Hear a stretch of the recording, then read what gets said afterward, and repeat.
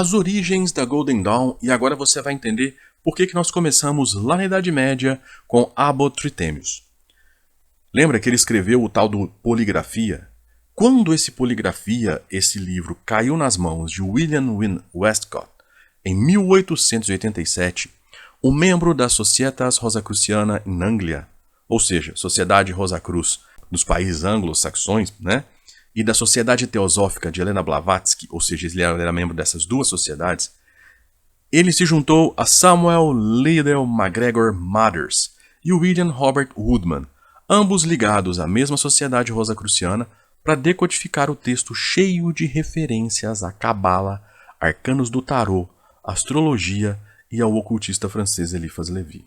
Obviamente, os três não tiveram acesso ao manuscrito original do Trithemius. A versão que tiveram acesso era intitulada Cipher and Mass, e ela trazia o endereço de Anna Sprengel em Stuttgart, na Alemanha. Ela seria a líder de uma sociedade secreta intitulada Golden Dameron e dizia ter contato com os chefes secretos do mundo espiritual. E quando você chega nesse ponto, você sabe que aqui você tem dois perigos. O primeiro, você pode estar falando com os chefes secretos do mundo espiritual, da parte, digamos assim, não tão legal do caminho da mão esquerda, ou então os chefes secretos do mundo espiritual da luz. O que eu acho um pouco complicado, porque os chefes espirituais da luz eles são muito ocupados para ficar perdendo tempo com esses caras.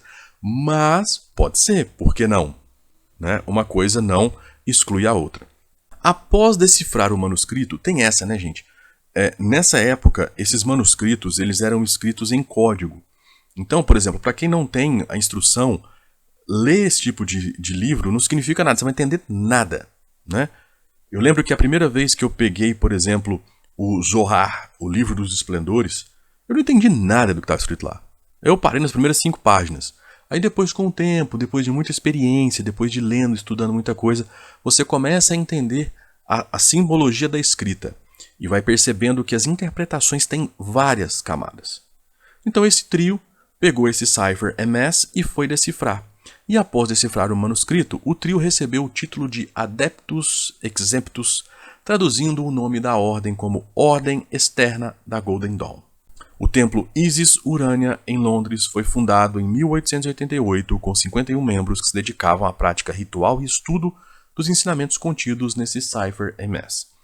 É interessante lembrar que nessa época, na Europa, vivia-se um boom de esoterismo, ocultismo, espiritualismo.